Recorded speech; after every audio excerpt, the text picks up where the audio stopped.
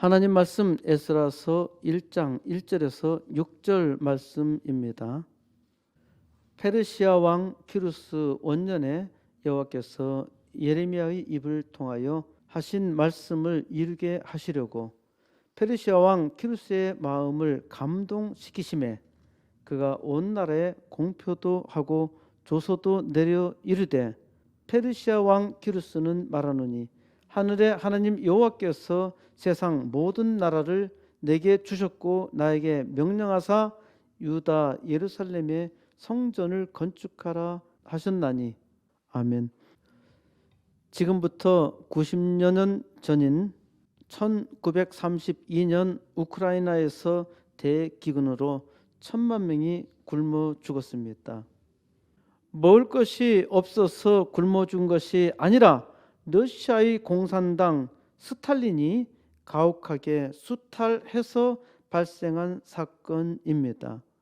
1932년에 집단 학살을 홀로도모르라 합니다.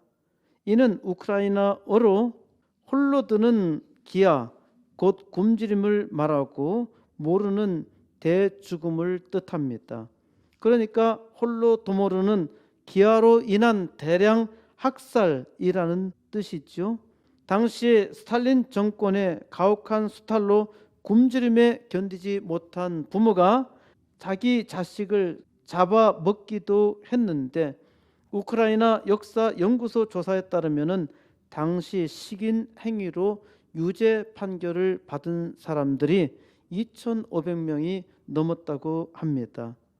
지난 2월 24일 새벽 5시 러시아의 푸틴이 우크라이나를 침공했는데 오늘로 81일이 되었습니다.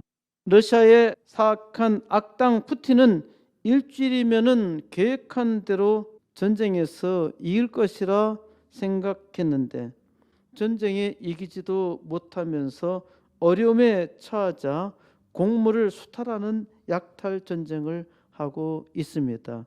러시아군은 우크라이나 점령지에서 식량을 약탈하여 돈을 벌고 우크라이나 식량을 바닥내어서 러시아 저항을 무력화시키겠다는 전략입니다. 이 일은 우크라이나로 90년 전 스탈린의 집단 학살 홀로도모르를 연상하게 합니다. 지금 농산물 가격들이 많이 올라가고 있는데 이는 또 우크라이나에서 생산한 많은 곡물이 수출되지 못하고 있기 때문이고 러시아가 일부는 불태웠기 때문입니다. 전쟁의 첫 번째 희생자는 진실이다. 이 유명한 말을 틀린 말이다 라고 서두를 꺼낸 어느 신문의 사설은 그야말로 진실을 왜곡하고 있습니다. 이 기자는 침공 초기부터 온라인과 언론을 통한 정보 전쟁이 그 어느 국제 분쟁 때보다 치열하게 벌어지면서 무엇이 진실인지 혼란스러울 지경이 됐다는 것입니다. 무엇이 진실인지 정말로 혼란스러운 지경이 되었을까요? 기자는 러시아가 우크라이나를 침공했다는 사실은 인정하고 있는데 친러시아계 사람들에게는 진실은 책상 물림 따위의 한간 놀이 대상이 아니라 실존적 결단을 내리는데 절대적으로 필요한 도구이자 힘이라고 합니다. 저는 이 말이 대체 무슨 말인지 아무리 읽어도 도무지 이해가 잘 되지 않았습니다. 저 나름대로 이해한 결론은 이 말을 간단하게 줄여서 말하자면은 러시아 침공을 지지하는 사람들에게 진실이란 절대적 힘이다.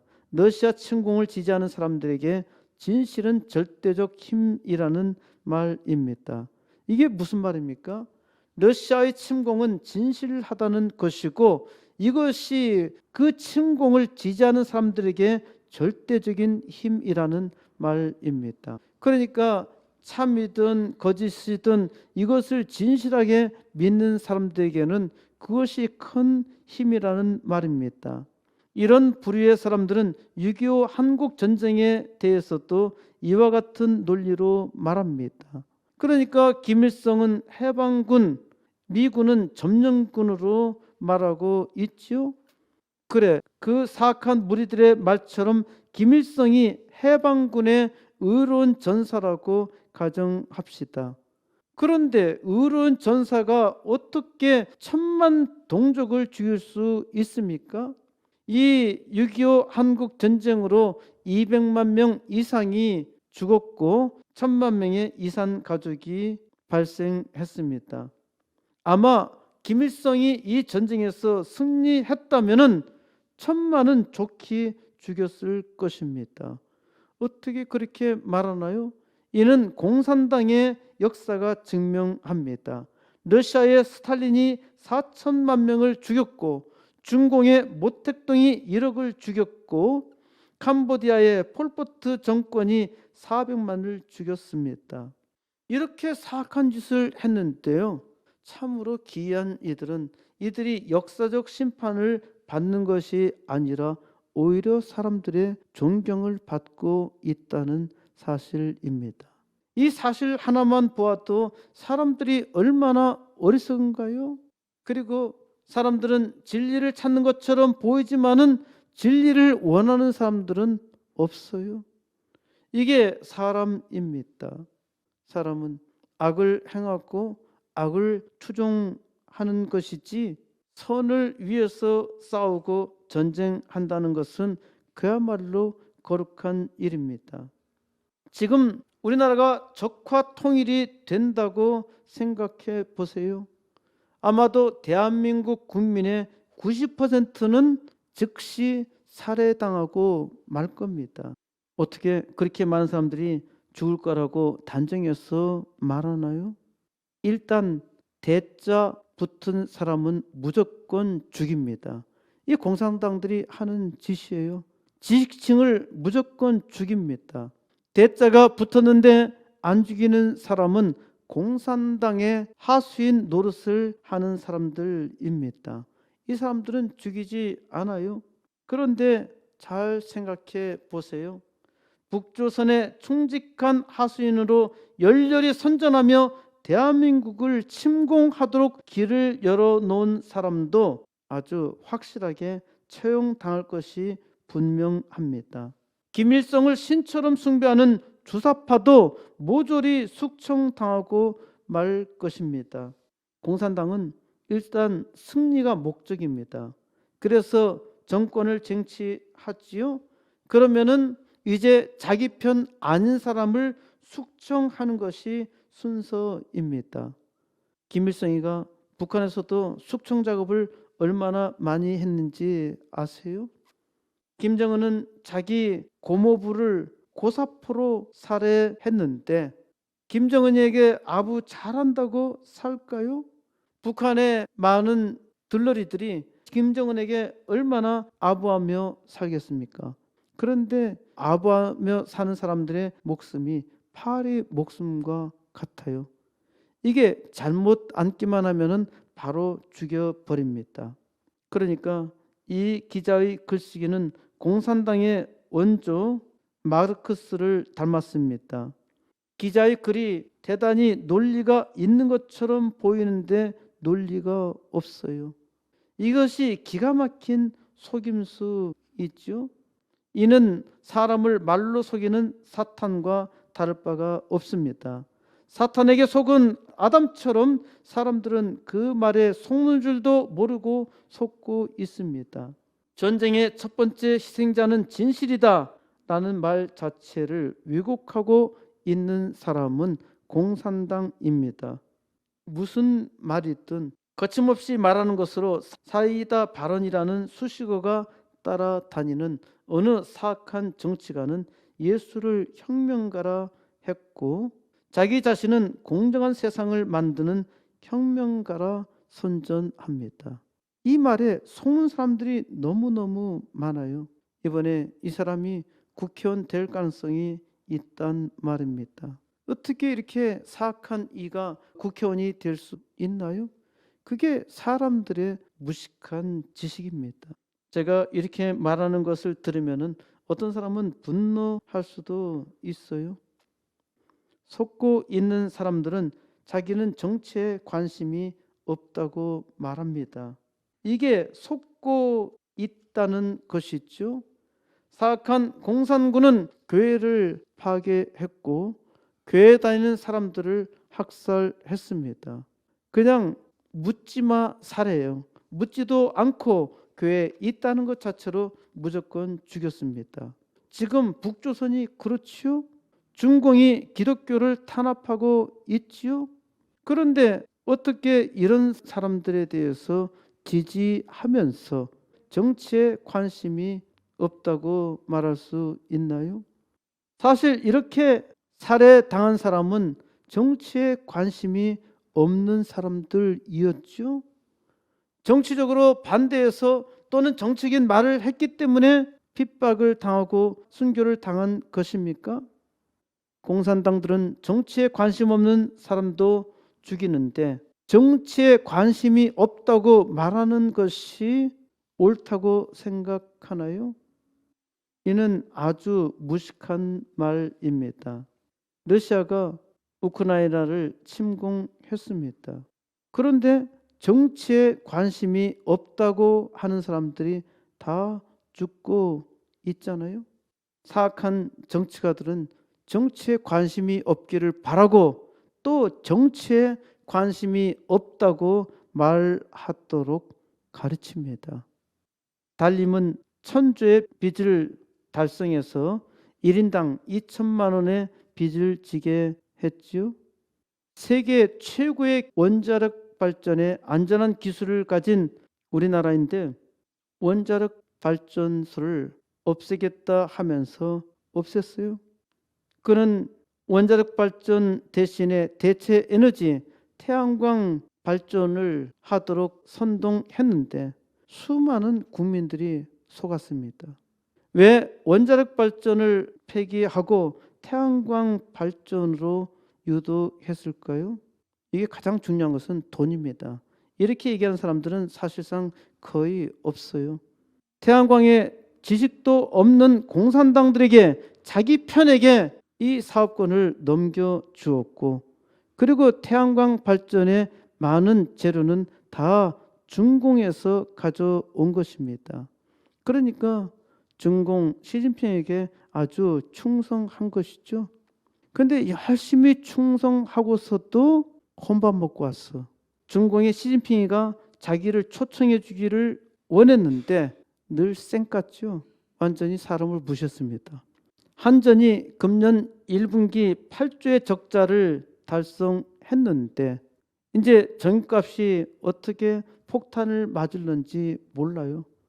절대 한전은 손해보지 않습니다. 그럼 누가 손해봅니까? 국민이 손해봐.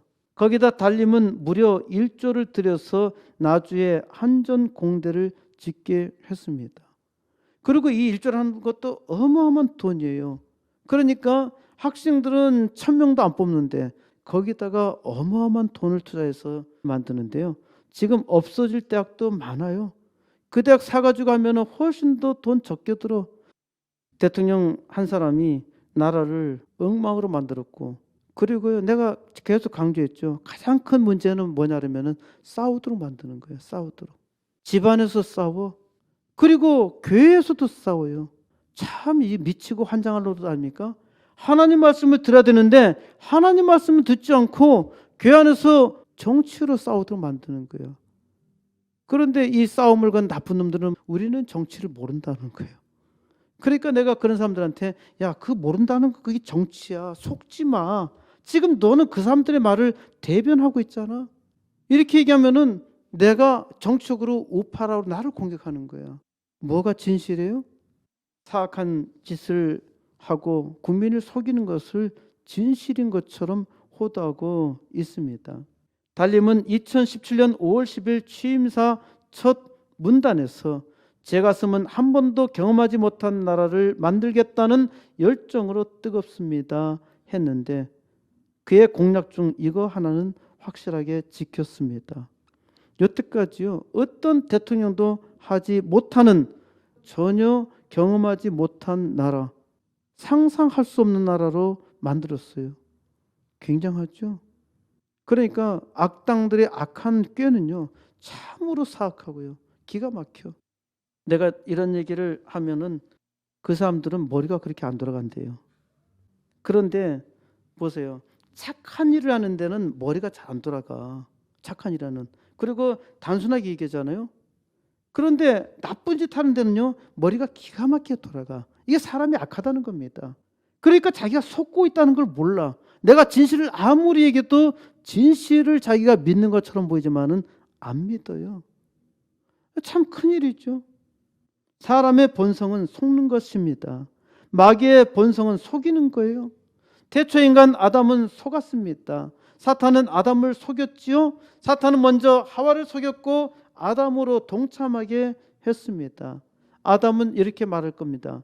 나는 하나님께서 내게 주신 그 여자가 내게 줌으로 내가 먹었나이다. 무슨 말입니까? 나는 죄가 없다는 거예요. 그 여자가 나에게 줬으니까 나는 그거를 받아 먹었을 뿐이니까 나는 무식하게 단순한 피해자에 불과하다 말한 겁니다.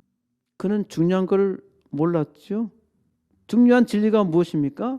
금단의 열매는 절대 먹지 말라 명령하신 것입니다. 하나님의 명령을 어겼어요.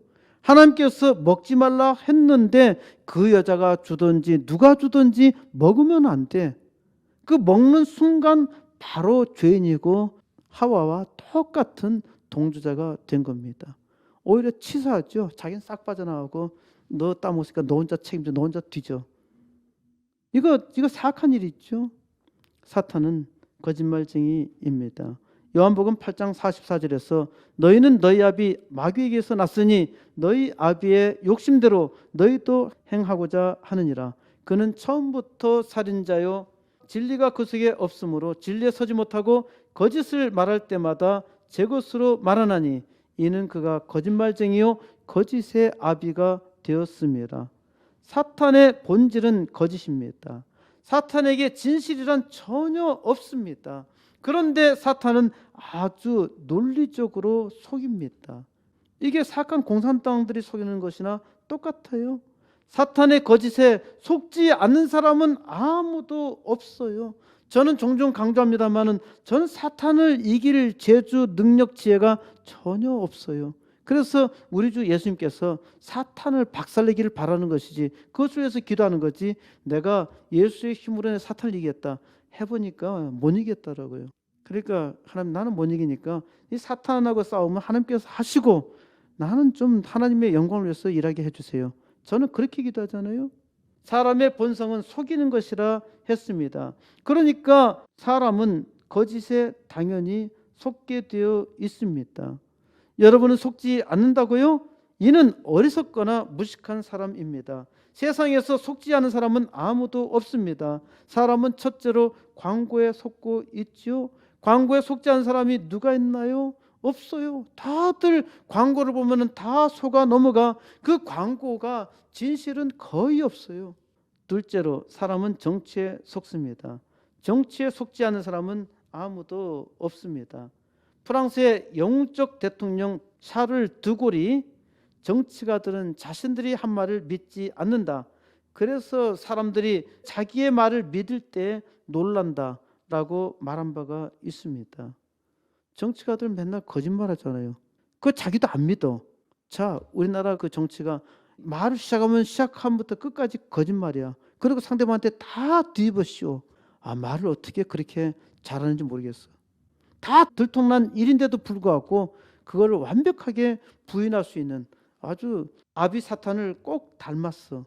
그런데 그는 자기가 왜 그렇게 거짓말할까요? 달님이 왜 그렇게 거짓말할까요? 기가 막힌 것은 자기 말을 40%는 절대적으로 믿고 있다는 사실입니다. 이게 무서운 거야. 그러니까 우리가 볼 때는 맨날 거짓말인데 자기도 거짓말인지 알아. 그런데 사람들이 자기 말을 믿고 있어. 이게 참 신기한 일이잖아요. 드골 대통령이 이걸 기가 막히게 말한 거예요. 셋째로 사람들은 과학을 맹신합니다. 그 대표적인 것이 진화론 있죠. 진화론자는 과학의 이름으로 사람을 속이고 사람들은 진화론을 믿습니다. 과학자들 자기들은 진화론을 믿지 않아요. 원숭이로부터 사람 되었다는 것을 증명할 진화론자가 있나요? 단 한 사람도 없어. 그가 증명한다면은 거짓말에서 거짓말로 끝날 뿐입니다. 과학적으로 건강이나 약에 대해서 말한 것에 거짓말이 가장 많습니다. 그리고 전문가들도 사람들을 속여요. 어떤 전문가는 자기가 몰라서 속이고, 그러니까 무식해서 속이고, 어떤 전문가는 알면서도 속입니다. 좌파 지식인은 알면서 속이죠. 속지 마세요.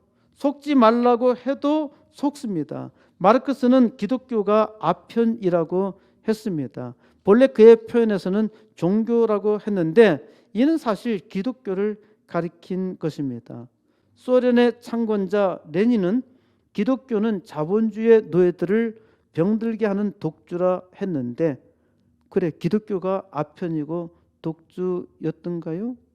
기독교가 세상을 행복하고 잘 살게 만들었고, 많은 기독교인들이 많은 사람들에게 착한 일을 했죠. 기독교는 많은 사람들을 착하게 만들었고, 심지어 악당들을 선인으로 만들었고, 착한 기독교인들이 세상의 빛으로 착한 일을 했잖아요. 사람 스스로는 착한 일을 할 수가 없어요. 사람들은 오히려 착한 사람을 죽이고 있잖아요. 레닌 같은 사악한 악당들이 자기의 이익을 위해서 기독교인을 살해했잖아요. 그런데 이러한 마귀 새끼들의 종노릇하는 목사도 있어요. 그게 목사요? 거짓 선지자죠. 하나님의 말씀보다도 오히려 이 정치적인 색채를 더 선전하는데 어떻게 참된 목자라고 말할 수 있나요? 사람들이 착한 사람을 죽이는 것의 전형이 예수 그리스도의 십자가 달리신 것 아닙니까? 하나님의 아들 예수가 사람들에 의해서 십자가 위에서 죽으신 것이죠. 지금도 사람들은 십자가에 달린 예수를 비난하고 있습니다. 잘 생각해 보세요. 사람들은 공자를 아주 존경하고 있어요. 공자 비난하는 것을 보았나요? 석가와 마호메트를 신이나 신의 사자쯤으로 생각하죠. 하지만 하나님의 아들 예수는 죽여야 할 대상으로 죽이거나 비난하고 있습니다. 이렇게 자기를 죽이는 자들을 용서해 달라고 예수님은 십자가에서 기도하셨죠. 누가복음 23장 34절에서 이에 예수께서 이르시되 아버지 저들을 사하여 주옵소서 자기들이 하는 것을 알지 못함이니이다 하시더라. 그들이 그의 옷을 나눠 제비 뽑을세. 사람들은 예수를 죽였고 그의 옷까지 나눠 가졌잖아요. 이것이 사람입니다. 악을 행하고 또 더 큰 악을 행하고 있어요. 이러한 일에서 나라고 예외가 없어요. 나도 그랬고 하나님을 믿는 모든 사람도 자기가 죄인이라는 사실을 인정하지요. 하나님의 은혜를 받은 사람은 내가 얼마나 흉악한 죄인인가 고백합니다. 이것이 하나님의 은혜이죠. 사람을 신이라고 하면은 사람들이 믿고 추종합니다. 그런데 하나님이 내가 신이다 라고 말하면은 믿지 않습니다. 잘 보세요. 석가는 자기가 신이라 하지 않았는데도 사람들이 신처럼 숭배하고 있지요. 또 사람들이 돌 붙여는 거기에 신이 있는 것처럼 믿고 간절히 구하는데 천지 만물을 만드신 하나님은 전혀 믿지 못합니다. 사람들이 거짓되다는 증거 있지요. 하나님께서 감동 주시기 때문에 사람이 하나님을 믿는 것입니다. 지금 말씀하실 때도 하나님께서 감동 주시기 때문에 믿는 것이고 하나님께서 주신 감동 때문에 말씀이 기쁨입니다.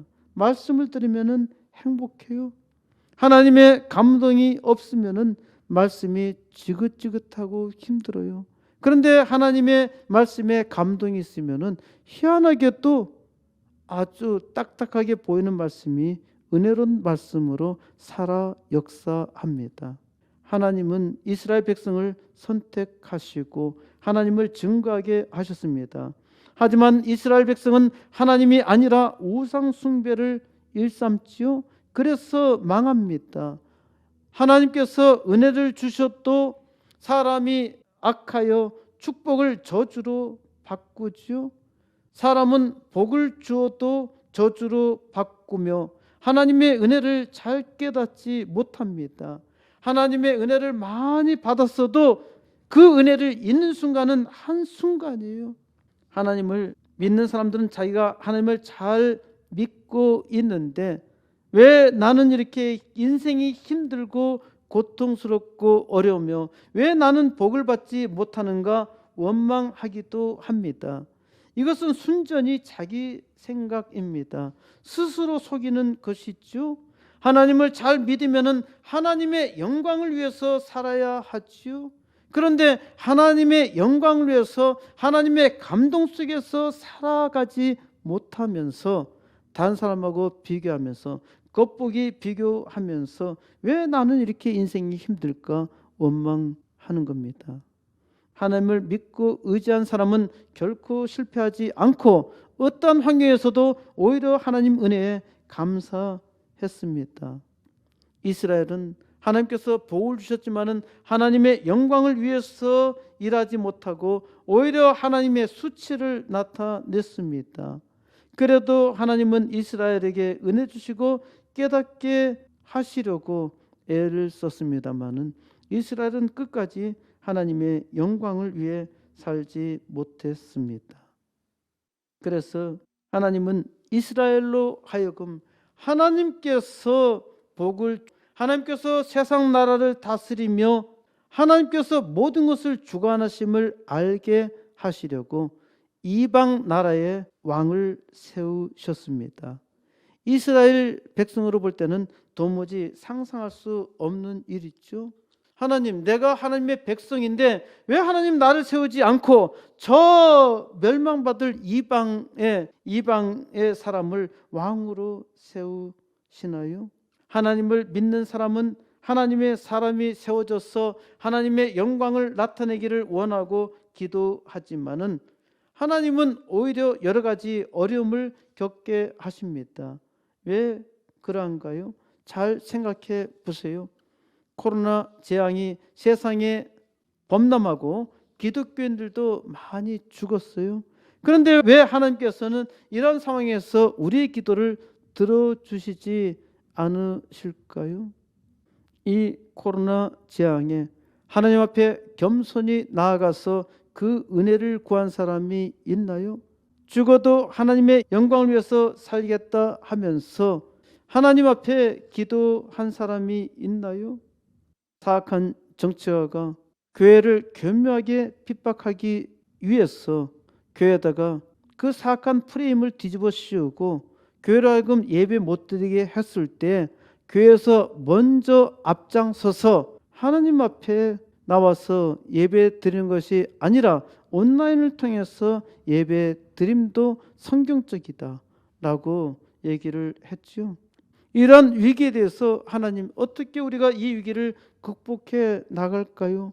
고민하면서 기도한 것이 아니라 자기의 생각으로 말을 하는 겁니다. 이것이 교회 재앙이 되었어요. 지금 그 말 때문에 교회 나오지 않은 사람들이 얼마나 많은가요? 지금은 자유롭게 교회 나올 수 있는데도 불구하고 나오지 않아. 누가 이렇게 만들었나요? 바로 우리 자신이 만들었단 말입니다. 이렇게 만들고서도 전혀 회개하지 않아. 어떻게 하나님의 영광을 나타낼 수 있나요?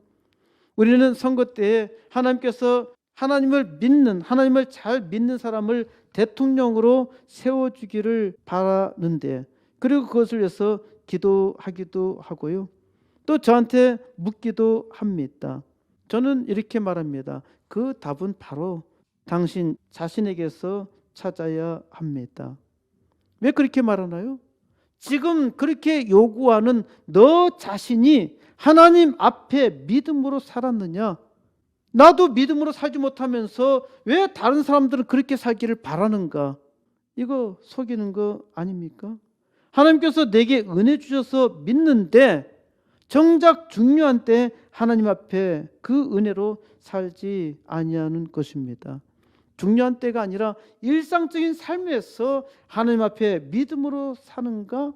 믿음으로 살지 못하니까 다른 사람도 하나님을 믿는다 하지만은 믿음으로 살지 못하는 것입니다. 그리고 하나님을 잘 믿는다고 하는 사람을 대통령으로 세워주셨는데 잘 못했잖아요.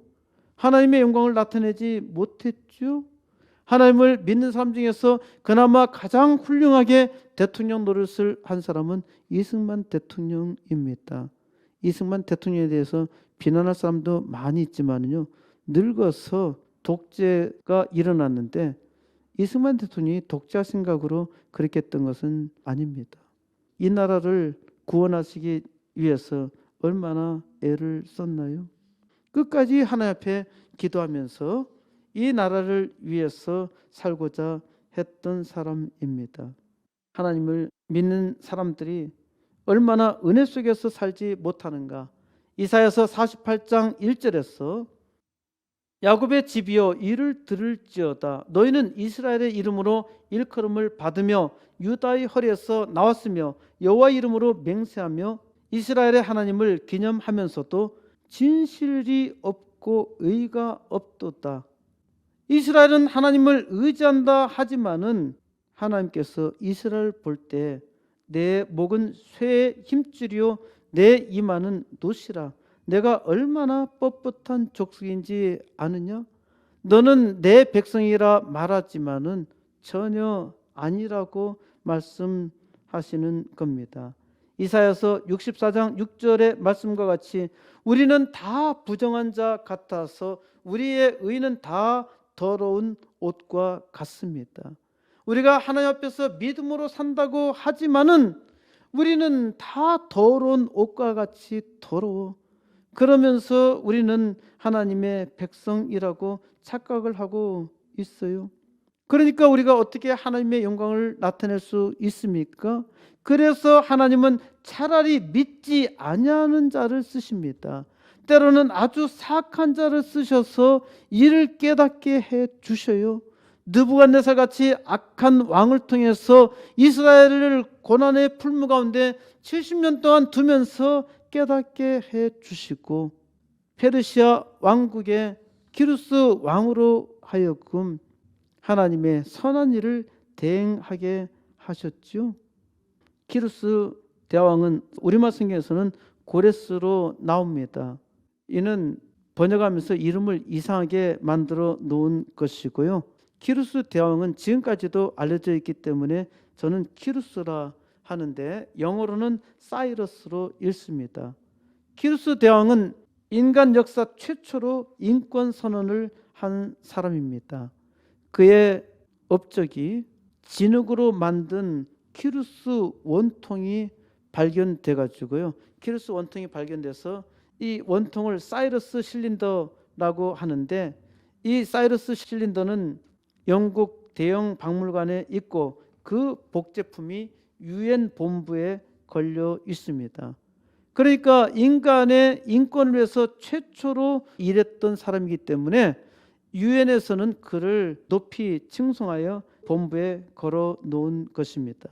키루스 원통의 노예제도의 폐지, 노동자의 임금 지급, 여성 인권의 신장 같은 혁명적인 내용이 담겨 있습니다.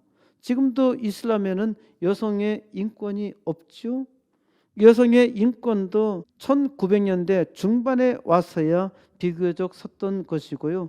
링컨이 노예 해방을 시켰지만은 150여 년이 됐는데 아직도 흑인들의 인권이 제대로 보장받지 못하고 있습니다. 키루스 원통은 1879년 이라크 바벨론 폐허에서 발견되었습니다. 키루스 원통은 주전 539년 페르시아의 키루스 대왕이 바빌론을 함락시킨 후에 승리의 역사를 기록한 것입니다. 당시 바빌론 제국의 왕은 느부갓네살의 아들 벨사살 왕이 통치하고 있었는데 다니엘서에 그에 대한 예언이 잘 기록되어 있습니다. 벨사살 왕은 잔치를 벌이고 있었습니다. 바빌론 성은 유프라테스 강으로 둘러싸여 있어서 공격하기가 굉장히 어려운 천연의 성이었었는데 키루스 대왕이 성 위에 뚝을 쌓아서 강물의 수위를 낮추었고 페르시아 군대가 쳐들어갔는데 거의 피를 흘리지 않고 무혈 수준으로 바빌론 성을 함락시켰습니다. 그리고 벨사살 왕은 다니엘의 예언대로 살해당하고 말았어요. 세계적으로 유명한 화가 렘브란트가 1635년에 그린 벨사살의 연회라는 그림에 바빌론 제국의 멸망 마지막 순간을 아주 잘 그려놓고 있습니다. 이 그림은 다니엘서 5장을 배경으로 해서 그린 것인데 벨사살 왕이 술잔치에서 예루살렘에서 자기 아버지 느부갓네살 왕이 약탈해온 성전 그릇과 잔을 사용하는 중에 벽에 손가락이 나타나서 메네 데겔 우르바신이라는 글자를 쓴 것입니다. 이는 너희 나라를 달아보고 또 달아보니까 모자라서 이제 넘겨야 되겠다. 바르신으로 넘겨야 되겠다. 우리말로는 바르신인데 파르신입니다. 파르신은 페르시아예요. 페르시아 제국으로 넘겨주겠다는 예언이 벽에 나타난 것입니다. 키루스 원통에 이렇게 쓰여 있습니다. 짐은 키루스 대왕을 얘기하죠. 짐은 온 누리의 임금이고 힘센 임금이고 바빌론의 임금이고 세계의 4분의 1을 다스리는 키루스다. 키루스 대왕은 세 대륙에 걸쳐서 28개의 국가들을 정복한 진정한 의미의 세계 최초의 대제국을 건설했습니다.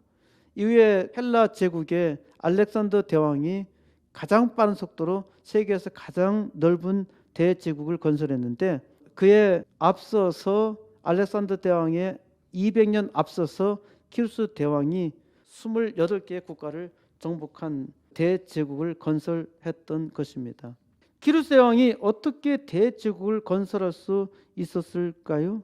키루스 대왕이 왕노릇하기 200여 년 전에 이사야 선지자는 예언했습니다. 이사야서 45장 1절에서 나 여호와는 나의 기름받은 키루스의 오른손을 잡고 열국으로 그 앞에 항복하게 하며 열왕의 허리를 풀며 성문을 그 앞에서 열어서 닫지 못하게 하리라. 하나님이 키루스 대왕을 세계의 왕으로 세우셨습니다. 나 여호와는 나의 기름받은 키루스라고 했는데 하나님이 키루스를 기름 부어 세우셨다는 것입니다. 물론 이스라엘의 왕과 제사장을 세우듯이 감람류를 부어서 왕으로 세운 것이 아니라 하나님께서 키루스를 왕으로 세웠다는 말씀입니다. 키루스 원통의 14절의 기록에 마르두크 신은 그들을 키루스가 돌보도록 맡겼다. 자신의 백성을 돌보는 신들의 주인인 마르두크 신이 기쁜 마음으로 그의 훌륭한 행동과 진실한 마음을 보았다. 마르두크 신이라 했는데 마르두크 신은 바빌론의 신 말뚝을 말합니다. 하나님이 키루스를 왕으로 세우시고 바빌론을 정복하게 했는데 왜 키루스는 말뚝신이라고 말했을까요? 키루스는 다신교 숭배자입니다. 하나님이 주셨어도요 그에게는 여호와 하나님인지 말뚝신인지 구분할 수 있는 능력은 없어요. 왜냐하면 똑같은 신이니까. 그런데 세계 최강의 나라 바빌론을 정복했고 이 나라에 대해서 신임을 얻으려면 여호와라는 이름을 말뚝신으로 바꾸어서 표현해서 바빌론 신민들의 신임을 얻고자 했던 것이겠죠. 키루스의 원통을 잘 보면은 다른 종교에서 볼 수 없고 유독 하나님의 예언에서 나타나는 표현들이 그대로 나타납니다. 그러니까 마르두크 신인을 여호와로 바꾸면은 에스라서에 기록된 예언과 거의 일치합니다. 그러니까 성경학자는 바로 이것이 에스라서 1장에 기록된 예언의 성취에 대한 증거다 라고 얘기를 한 것입니다. 15행에 그래서 말뚝신은 키루스에게 바빌론으로 가라고 명령했다. 그는 그를 바빌론으로 가도록 인도하였다. 그는 친구처럼 짝처럼 키루스 옆에서 걸었다. 이런 표현들은 성경적인 표현이죠. 하나님의 계시에 대한 표현이지 우상 숭배자들에게서는 이런 것을 볼 수가 없어요. 17행에서 말뚝신은 키루스가 전쟁이나 전투 하나 없이 바빌론에 입성하게 만들었다. 키루스는 바빌론을 어려움에서 구원하였다. 참 이것이 굉장히 신기한 일입니다. 여기 기록에서도요, 키루스 대왕이 전쟁이나 전투 하나 없이 바빌론 성을 정복했다고요. 이게 굉장히 신기한 일이에요. 그러니까 이는 어떤 특별한 신이 그렇게 하지 않으면 이렇게 할 수 없다. 세계에서 가장 큰 제국의 수도인데 그 수도에 어떻게 피 한 방울 흘리지 않고 정복할 수 있는가? 이거는 탁월한 신이 아니면 안 되는데, 이 바빌론의 정복자로 페르시아 제국의 나 키루스를 바빌론의 신, 너희 신이 나를 세웠다, 이렇게 말하는 겁니다. 이 키루스는 사실 속이고 있는 것인데 이 내용은 에스라 선지자를 통해서 기록하고 있는 내용과 대단히 유사합니다. 에스라서 1장 1절, 페르시아 왕 키루스 원년에 여호와께서 예레미야의 입을 통하여 하신 말씀을 이루게 하시려고 페르시아 왕 키루스의 마음을 감동시키심에 그가 온 나라에 공포도 하고 조소도 내려 이르되, 키루스 대왕이 바빌론을 정복하고 페르시아 왕으로 등극하자마자 칙령을 내립니다. 그런데 이 칙령이 아주 희한하고 충격적인 일이지요. 하나님께서 예레미야 선지자의 입을 통해서 하신 말씀을 이루게 하신다고 했는데, 이는 유다 백성이 바빌론의 포로로 끌려가서 70년 만에 자기 땅으로 돌아올 것이라 한 예언을 말하고 있습니다. 예레미야서 25장 11절에서 이 모든 땅이 폐허가 되어 놀랄 일이 될 것이며 이 민족들은 70년 동안 바빌론 왕을 섬기리라. 예레미야서 29장 10절에서 여호와께서 이와 같이 말씀하시니라. 바빌론에서 70년이 차면 내가 너희를 돌보고 나의 선한 말을 너에게 성취하여 너희를 이곳으로 돌아오게 하리라. 70년 만에 자기 땅으로 돌아오도록 하겠다는 말씀입니다. 페르시아의 왕 키루스의 마음을 감동시키심에 하나님이 페르시아 제국의 키루스 대왕의 마음을 감동시키셨습니다. 이는 하나님의 성령이 페르시아 왕 키루스의 마음을 감동시켰다는 말씀이죠. 하나님은 성령 하나님을 통해서 은혜를 주십니다. 내가 하나님을 믿는 것도 하나님의 성령이 내게 들어오셔서 나를 감동시켜서 믿게 된 것이죠. 내가 내 지혜와 내 능력으로 하나님을 믿은 것이 아니라 하나님의 성령이 나를 감동시키니까 내게 놀라운 일이 일어난 것입니다. 페르시아 제국 키루스 대왕은 조서를 내려 칙령을 공포합니다. 2절, 페르시아 왕 키루스는 말하느니 하늘의 하나님 여호와께서 세상 모든 나라를 내게 주셨고 나에게 명령하사 유다 예루살렘의 성전을 건축하라 하셨나니. 키루스 원통에 기록되어 있는 글과 아주 비슷하지요. 다신교도 키루스 대왕은 하나님이 아니라 바빌론의 말뚝신이 자기에게 세상을 주셨다고 기록한 것인데요. 이는 하나님께서 명하셨어도 사람이 그래요. 시간이 지나고 그러면은 자기 가진 지식을 왜곡합니다. 그러니까 하나님께서 주신 은혜를 이렇게 바꾸는데 바빌론의 제국의 말뚝신과 혼동해서 말하는 것입니다. 참 재밌게도 이 말뚝신은 말뚝입니다. 말뚝이 한 일이 뭐가 있어요? 말뚝이 그만큼 일을 했다라면은 바빌론이 엄청났겠죠. 그런데 아주 재미있는 사실은 바빌론 제국을 세계 최강으로 만든 느부갓네살 대왕도 하나님께서 하셨다고 고백했어요. 다니엘서에 기록되어 있단 말입니다. 그리고 말뚝이 신이라면은 지금도 있어야 하지요. 그리고 아주 희한하고 귀한 일은 유다 예루살렘의 성전을 건축하라 명령하신 것입니다. 이게 대단히 놀라운 일이죠. 3절, 이스라엘의 하나님은 참 신이시라. 너희 중에 그의 백성 된 자는 다 유다 예루살렘으로 올라가서 이스라엘 하나님 여호와의 성전을 건축하라. 그는 예루살렘에 계신 하나님이시라. 기루스 대왕은 이스라엘의 하나님은 참신이라 고백합니다. 그러니까 하나님께서 성령의 감동으로 은혜 주실 때는 이렇게 고백하는 거예요. 하나님 앞에 나온 사람들도요, 하나님께서 은혜 주실 때는 하나님이 참신이라 고백합니다. 그런데 은혜가 떠나게 되면은 이걸 다 깡그리 다 잊어먹어요. 교회 나오는 것도 잊어버려요. 시험 든 것이 있죠. 바빌론의 말뚝신이 키루스를 위대하게 했을까요? 말씀드렸지만은 바벨론 제국을 위대하게 만든 느부갓네살도 하나님이 세우셨어요. 그리고 이것을 고백했는데 느부갓네살 왕이 교만하여 자기가 세계를 정복했다는 것을 자랑하자 하나님께서 느부갓네살 왕을 쳐서 7년 동안 늑대처럼 살게 하셨죠. 이게 바벨론 역사 기록에서도 그 기간 동안에 없어요. 참으로 희한한 일이죠. 하나님께서 키루스 대왕으로 하여금 예레미야 선지자에게 말씀하신 예언을 그대로 이루신 것입니다. 70년 만에 기가 막히게 자기 땅으로 돌아왔어요. 4절, 그 남아있는 백성이 어느 곳에 머물러 살든지 그곳 사람들이 마땅히 은과 금과 그 밖에 물건과 짐승으로 도와주고 그 외에도 예루살렘에 세울 하나님의 성전을 위하여 예물을 기쁘게 드릴지니라 하였더라. 유다 포로로 바빌론 제국의 어느 곳에서 살든지 그곳에 살고 있는 바빌론 사람들은 유다 백성들에게 자기 땅으로 돌아가도록 하라는 겁니다. 참 기가 막힌 일이죠. 그런데 포로 해방시켜 준 것만 해도 아주 큰 일인데 거기에 있는 바빌론 주민들은 이스라엘 유다 백성에게 마땅히 은과 금과 그 밖의 물건과 짐승으로 도와주라는 것입니다. 그리고 어디 이뿐입니까? 그 외에도 예루살렘에 세울 하나님의 성전을 위하여 예물을 기쁘게 드리라고 해요. 세상에 이런 기적이 어디에 있습니까? 70년 동안 자기가 노예로 부렸던 사람들이거든요.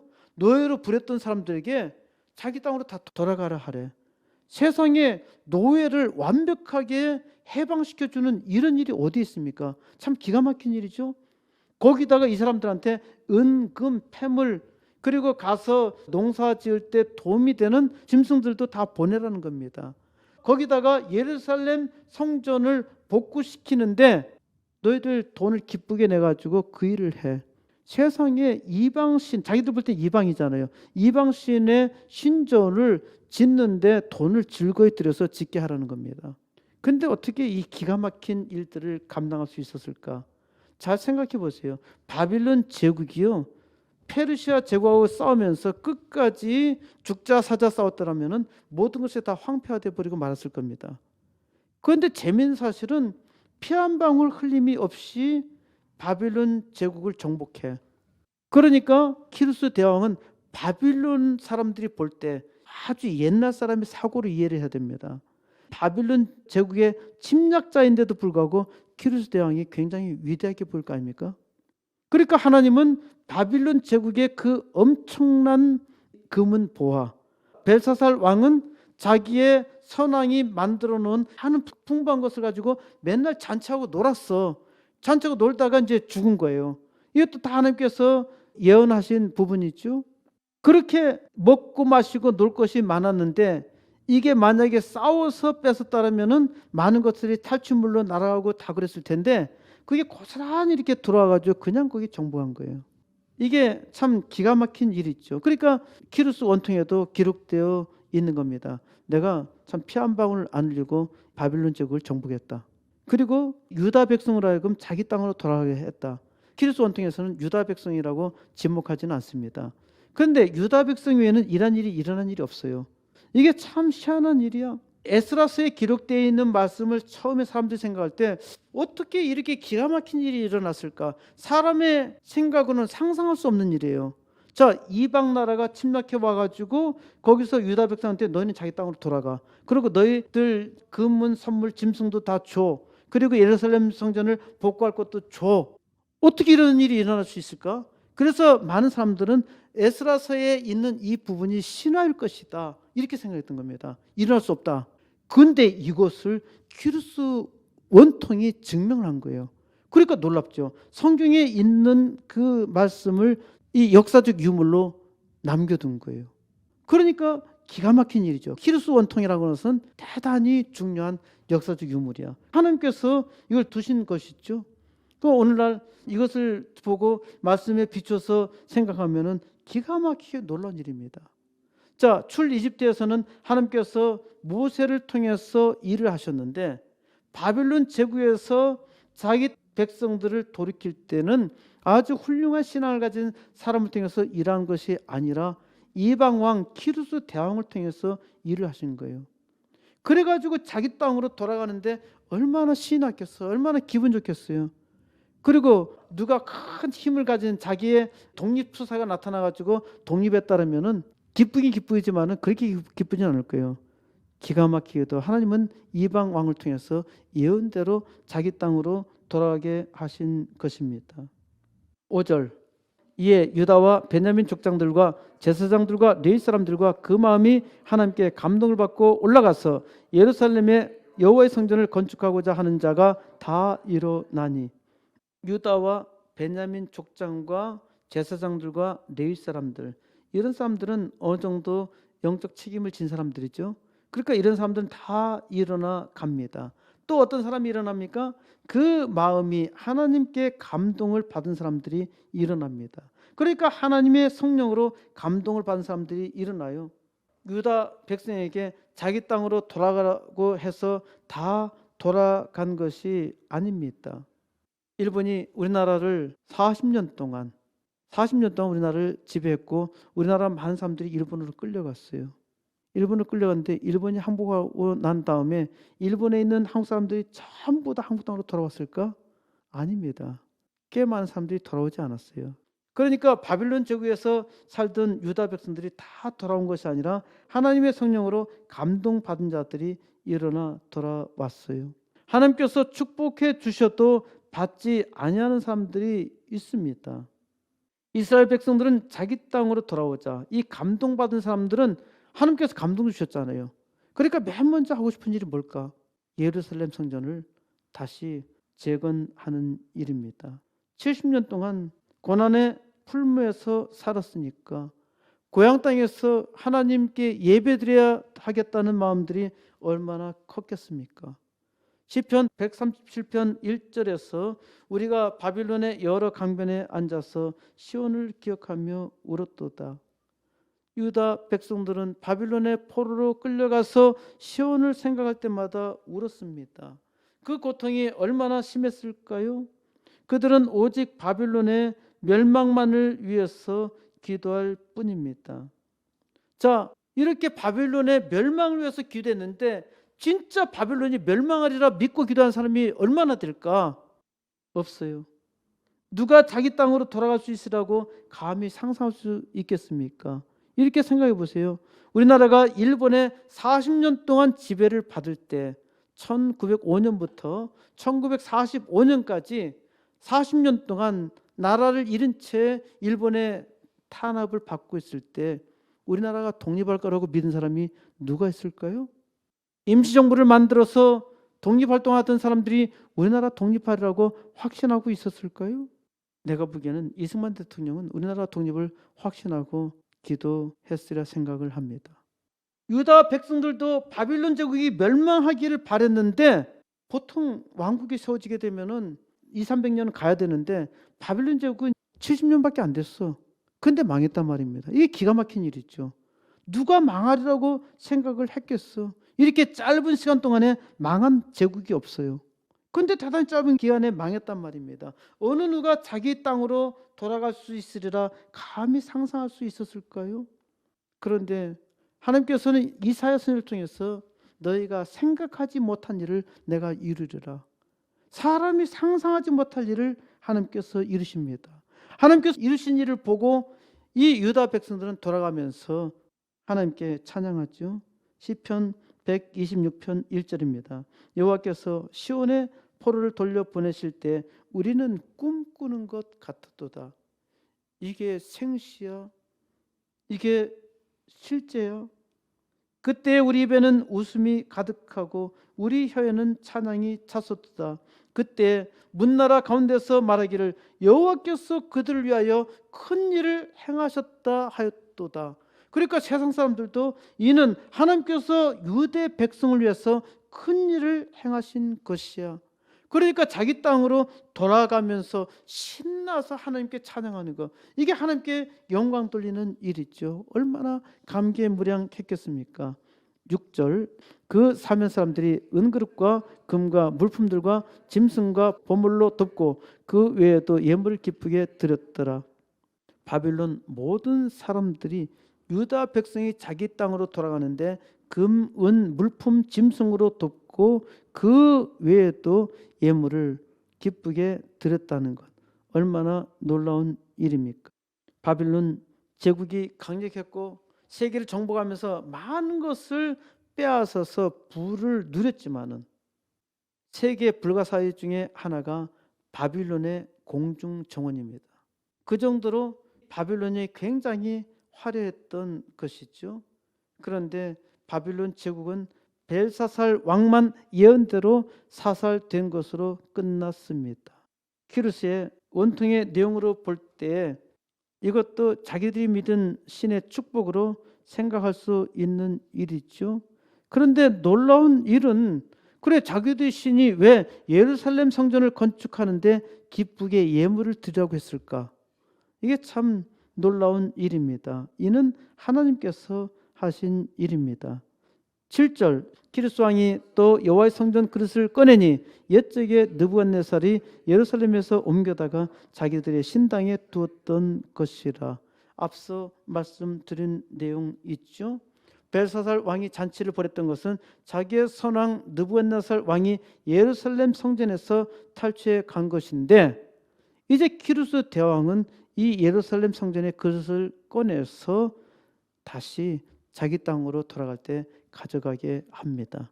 참으로 기가 막힌 하나님의 은혜이죠. 페르시아 왕 키루스의 마음을 감동시키심에 하나님은 페르시아의 제국 키루스 대왕의 마음을 감동시키셨어요. 하나님께서 이방 나라의 왕을 감동시키셔서 하나님의 뜻을 이루게 하셨어요. 참 이게 기가 막힌 일인데, 이것이 단편적으로 기록되어 있다면은 그럴 수도 있겠구나 하지만은 200여 년 전에 예언된 사실 그대로 이루었다는 거, 참으로 기가 막히게 놀라운 일이죠. 그것도 아주 훌륭한 전사를 통해서 일한 것이 아닙니다. 키루스 대왕은 자기가 키루스 원통에서 나는 전쟁으로 세상 나라를 다스리지 않겠다 그랬는데요. 그 다음에도 계속적으로 정복 전쟁을 하다가 전쟁 중에 전사합니다. 그러니까 사람의 계획과 생각으로 할 때는 결국은 망하고 마는 거죠. 하나님께서 은혜 주셔서 그 은혜로운 일을 감당해야 되는데 키루스 대왕의 할 일은 여기까지. 예루살렘으로 유다 백성을 다시 돌려놓는 것하고, 그리고 예루살렘 성전을 지을 수 있도록 하는 것. 그러니까 하나님의 백성들이 예레미야 선지자를 통해서 하신 말씀을 기억하면서 얼마나 놀랐겠습니까? 이스라엘 백성은 바빌론 강변에 앉아서 시온을 추억하며 우는 것이 삶이었지요. 아무도 자기의 독립을 말한 사람이 없습니다. 그러니까 자기 땅으로 돌아갈 생각은 추호도 하지 못했던 것이죠. 여러분, 과거 역사를 생각해 보세요. 그리스로 끌려왔던 포로들이 자기 땅으로 돌아갈 수 있으라는 기대를 갖고 살았을까? 로마 제국에 끌려온 포로들이 자기 땅으로 돌아가리라 생각했을까? 지금부터 200~300년 전에 아프리카에서 끌려온 노예들이 자기 땅으로 돌아갈 수 있다는 소망을 가지고 살았을까? 어떻게 하면 지금 죽지 않고 버티나, 이 생각만 하고 살지 않았겠습니까? 오직 하나님께서 바빌론 제국을 쳐 부수고 자기들이 원수만 갚아주면 좋겠다, 그런 생각을 가지고 기도를 했어요. 이들은 모세와 같이 하나님의 능력을 가진 선지자에 대한 기도도 하지 않았습니다. 모세와 같은 선지자에 대한 소망도 없었단 말이죠. 바빌론 포로 70년에 이르자 하나님은 페르시아 제국의 키루스 대왕의 마음을 성령으로 감동시키셨어요. 키루스 대왕으로 하여금 많은 나라를 정복하게 했습니다. 이제 세계 최강의 바빌론 제국을 정복하면서 하나님이 자기에게 주셨다는 것을 깨닫고 믿은 것입니다. 그리고 하나님께서 명령한 대로 키루스 대왕은 그대로, 그래 너희는 너희 땅으로 돌아가. 그리고 너희 70년 동안 노예로 살았지. 이 바빌론 주민들은 너희에게 이제 거기에 마땅한 돈을 줘. 그래서 자기 땅으로 돌아간 것이죠.